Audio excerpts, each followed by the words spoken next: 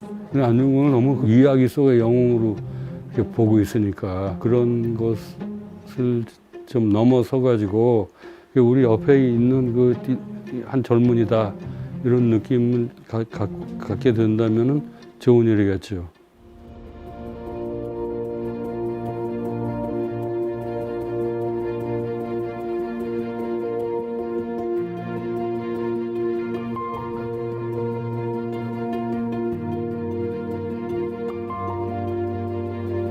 소설가 김훈입니다. 보은서가의 1회 인터뷰로 나오게 돼서 기쁘게 생각합니다.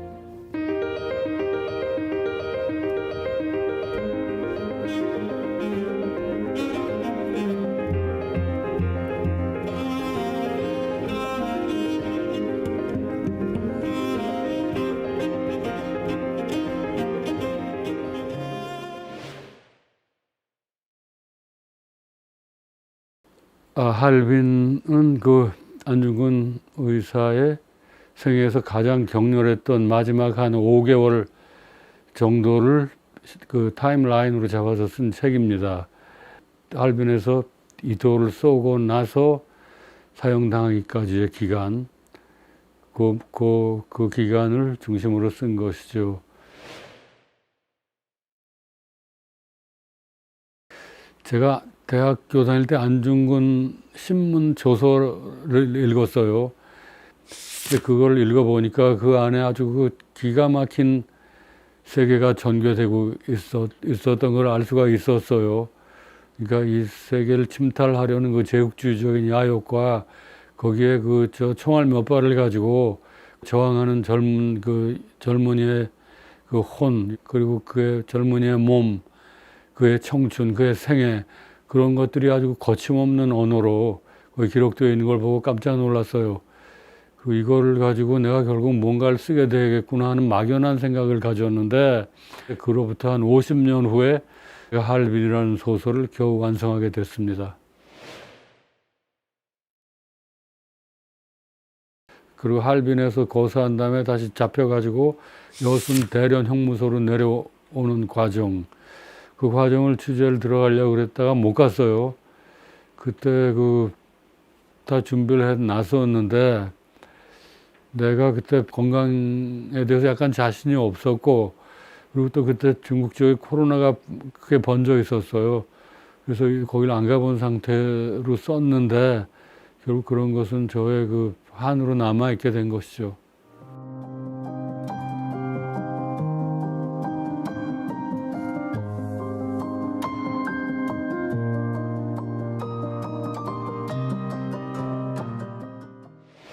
안중근의 영웅적인 면모는 잘 알려져 있는 것이죠. 그리고 안중근에 대한 그 소설이나 르포, 연구서, 보고서 이런 것들은 굉장히 많이 나와 있어요. 그의 인간적인 고뇌 같은 것들을 섬세하게 쓰려고 노력을 했고, 그리고 안중근의 적수였던 그 이토 히로부미라는 인물을 어떻게 그 성격화하느냐 하는 것에 초점을 두었습니다. 안중근을 너무 이야기 속의 영웅으로 이렇게 보고 있으니까 그런 것을 좀 넘어서 가지고 우리 옆에 있는 한 젊은이다 이런 느낌을 갖게 된다면은 좋은 일이겠죠. 그것을 단순한 영웅의 행동이라고 우리가 이해한다는 것은 매우 깊지 못한 이해가 아닌가 싶어요. 이도라는 인물이 이 세계를 동양천지를 문명 개화하겠다는 그런 명분을 가진 사람이에요. 그런데 그가 내세우는 문명 개화라는 것은 곧 약육 강식을 의미하는 것이었어요. 근데 그런 거대한 그 제국적인 힘, 군사적이고 정치적이고 외교적인 힘을 다 합친 세력이 조선 반도와 중국 대륙으로 쳐들어온 것이죠. 근데 거기에 대해서 조선 청년 안중근이 총알 7발 든 탄창 1개하고 100루블을 가지고 저항하게 된 것이죠. 근데 그것은 그분의 물론 남다른 영웅적인 기질도 있었겠지만은 자기 시대가 요구하는 어떤 필연적인 운명이 있었던 거예요. 이도라는 한 타겟을 설정하기 전부터 한국을 수탈하는 과정을 수없이 봤잖아요. 그러니까 거기에 저항해야겠다는 생각은 분명히 있었던 것이죠. 이도는 천하의 그 악당이고 이걸 반드시 죽여야 된다는 그런 결심을 하는 과정이, 나는 그런 대목을 쓰질 않았어요. 그런 시대의 배경을 써가지고 읽는 사람이 저절로 알게끔 하는 것이 나의 전략이었어요. 그걸 직접 대놓고 쓰면은 그 영웅서사가 되는 거예요. 영웅서사. 그래서 재미가 없어지는 것이죠.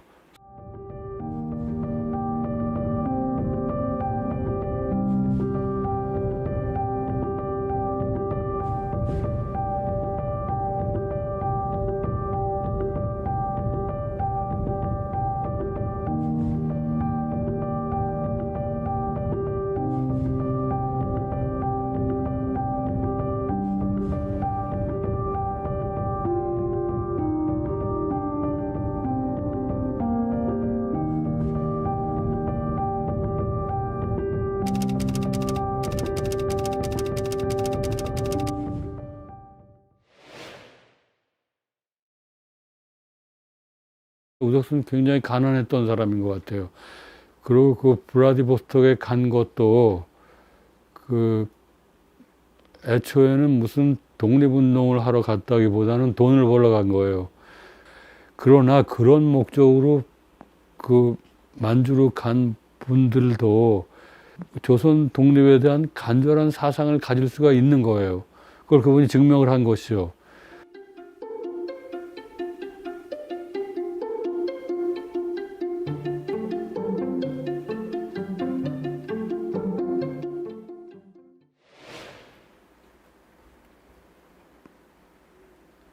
그 안중근하고 우덕순이 블라디보스톡에서 허름한 술집에 가지고 이도를 죽이러 가자고 결심을 하죠.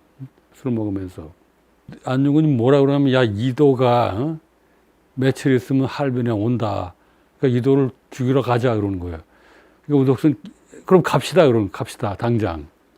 가야 되는 이유를 말하지 않는 거예요. 그리고 그 다음날 아침에 바로 블라디보스톡 역으로 가잖아요. 이것은 정말로 놀라운 일이잖아요. 저 사람을 죽여야 된다는 말을 며칠 동안 토론을 하는 것보다 훨씬 위대하잖아요. 그것이 빨딱 일어나서 바로 가는 거예요. 그분들의 고뇌가 무겁잖아요. 그 시대가 전체가 그렇게 억압적이고 엄중한 시대 상황인데도 거기에 맞서는 청년들의 행동이, 혁명가들의 행동이 그렇게 가벼운 거예요. 바람처럼 가벼운 거죠. 그러니까 우리가 할빈 의거를 생각할 때 그 안중근의 그 영웅담으로서만 기억하지 말고 그 시대 전체의 그 고통과 슬픔, 거기에 저항하는 젊은이들, 그리고 그걸 이렇게 따로 나서는 그 우덕순의 그 청년의 열정 같은 게 것들을 아울러 기억해 줬으면 좋겠습니다.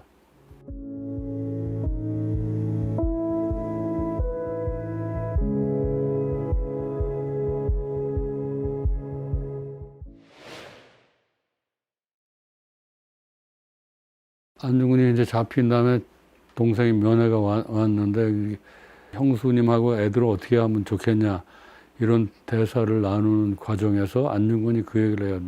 내 처자식한테 내가 몹쓸 짓을 한 것은 아니라고 생각한다. 이렇게 말하는 대목이 나오죠.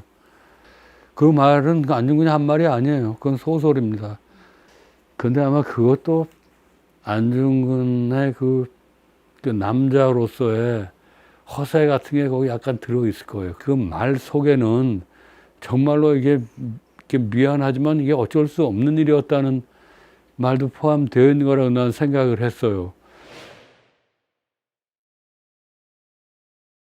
자기 남편의 소행을 그냥 묵묵히 받아들이고 일본 검찰관한테 끌려가서 내 남편 죽었다 그러지 끝까지. 난 그 사람 모르고 그 사람 죽어서 파묻어 무덤까지 가짜로 말해. 어디다 묻었다. 남편과 아이들을 보호하기 위해서 한 말이죠. 끝까지. 김아려라는 그분은 참 그분이 일생 동안 겪은 고통과 슬픔은 이런 말을 할 수가 없는 거예요. 근데 자기 남편이 이룩한 그 정말 세계사적인 위협이잖아, 그게.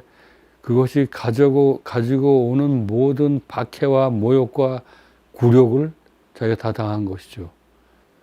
우리 식민지 시대를 버텨낸 우리 어머니들이 있잖아요.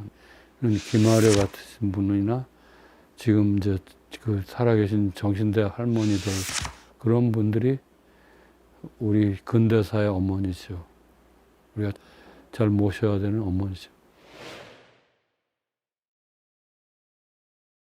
내가 작품 후기에도 그 안중근을 그의 시대에 가두어 놓을 수는 없다라는 글을 썼는데, 그것이 결국 내가 이 시대의 독자들한테 하고 싶은 말을 한 문장으로 축약해 놓은 것이죠. 안중근은 그 동양평화를 위해서 고사를 했다 그러잖아요. 한국, 중국, 일본뿐 아니라 그 뭐 인도 차이나의 여러 나라들까지도 다 이렇게 각자 독립된 국가를 유지해야 하는 것이 동양평화라고 생각하신 분이죠. 근데 지금 중국이 세계 최강대국이 됐잖아요. 대만 해역을 놓고 미국과 중국 대립하는 걸 보니까 참, 야, 동양의 평화라는 것은 정말 풍전등화처럼 위태로운 것이구나 싶은 생각이 들었죠. 근데 안중근의 평화, 동양 평화라는 것이 더욱 절실하게 느껴지는 시점이 됐구나 싶은 생각을 했어요.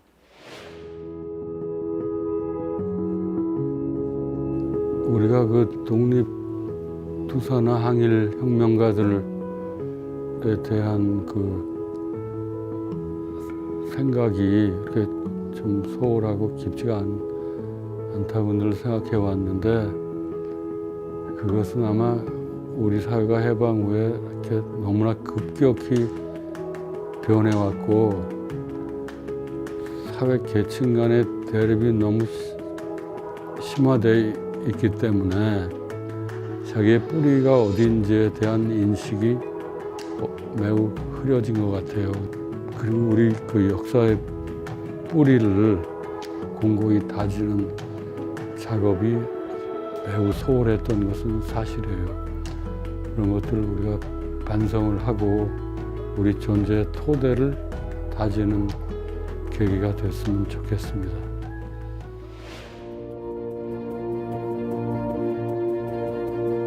보은서가의 1회 인터뷰로 출연하게 돼서 너무나 기쁘게 생각합니다. 행복한 기회였다고 생각합니다. 고맙습니다.